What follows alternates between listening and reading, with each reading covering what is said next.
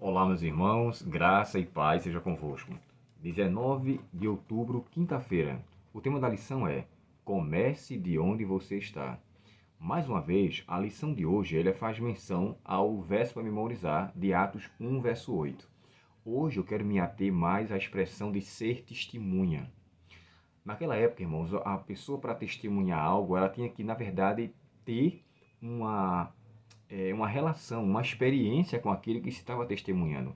Nenhuma pessoa que era testemunha, que fosse falar algo que não tivesse vivenciado, ela estava apta para poder dar um bom testemunho no tribunal.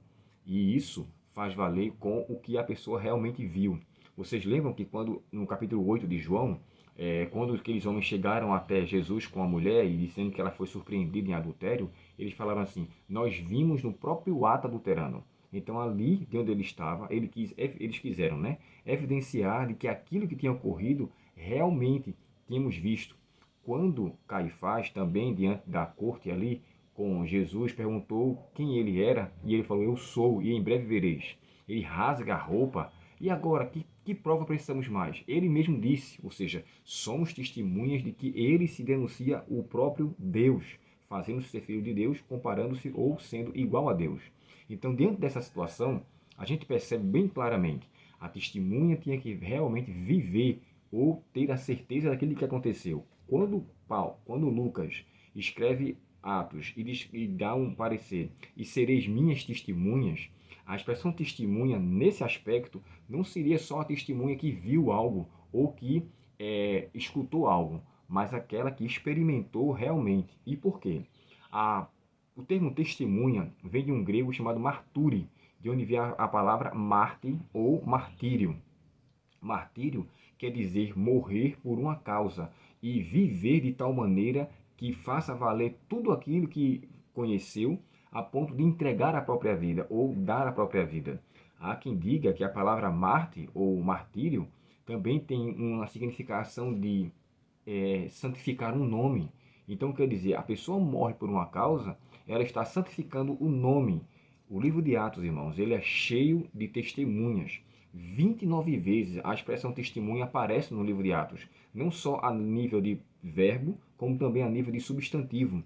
Então, quando nós entendemos o próprio livro de Atos denunciar a importância do testemunho, é tanto que muitos levam em consideração que o livro de Atos não deveria ser Atos dos Apóstolos, mas Atos do Espírito Santo. E por quê?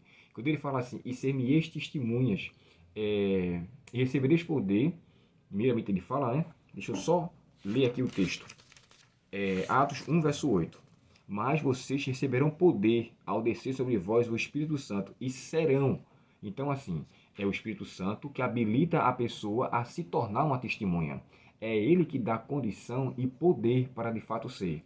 Como eu posso santificar o nome de Deus ou fazer valer aquilo que eu experimentei com ele, se não for pela pessoa do Espírito Santo?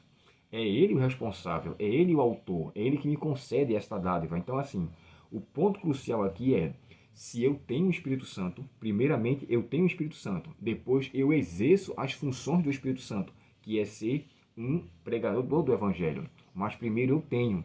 Por quê? Na Bíblia, o ter, ou o ser, perdão, vem primeiro do que o fazer. Se eu sou, se eu tenho, então eu faço. Eu não faço para receber, eu faço porque eu tenho. Então o Espírito Santo nos dota da sua capacitação, nós temos o Espírito Santo e agora podemos exercer as funções dele através do ministério do Evangelho. E o mais importante, quando verdadeiramente, isso aqui é muito forte, irmãos, que eu vou lhe falar, quando se tem de fato o Espírito Santo, você é testemunha em todo lugar, mas principalmente em sua própria casa. Principalmente. Eu não posso dizer que tenho o Espírito Santo e não sou uma testemunha na minha casa. Eu tenho 3 irmãs. Então eu tenho que ser para elas um exemplo de cristão para que quando ela vá à igreja possa dizer: eu quero que eles sejam igual ao meu irmão. Porque elas me conhecem, sabem de fato quem eu sou, da mesma forma como meu filho. Então, assim, a primeira testemunha tem que ser válido em casa, porque a pessoa realmente conhece umas às outras. E é nisso que eu gostaria de me ater para dar a seguinte importância: ser testemunha deve ser, de fato, uma realidade começando em casa, com, ponto número 1, demonstrando que você tem o Espírito Santo. Ponto número 2, você não vai empurrar de goela dentro o que você conhece por ser verdade, pelo fato das pessoas crerem de forma diferente ou contrária a você. Quem tem o Espírito Santo não entra em questões de desavença para querer empurrar de goela dentro um parecer particular. Terceiro, quem é testemunha santifica o nome. Então, santificar o nome quer dizer enobrecer aquele do qual eu estou fazendo o trabalho. Nós trabalhamos e fazemos em nome do Senhor. Se eu ajo em nome do Senhor, é porque Ele age em mim para realizar a sua vontade.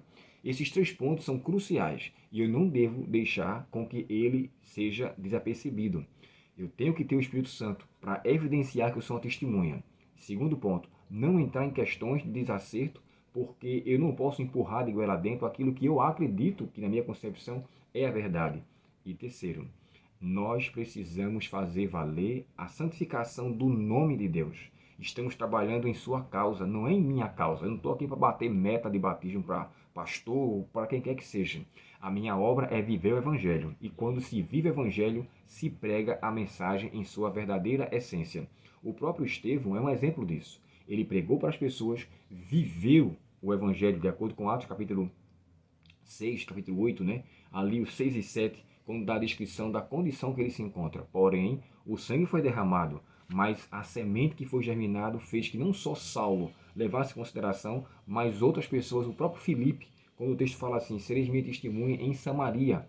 Se você for ver o livro de Atos, capítulo 8, e aqui, deixa eu só dizer com mais clareza, Atos 8, verso 14, demonstra que ele, o próprio Filipe, foi a Samaria e lá pregou e muitos se converteram.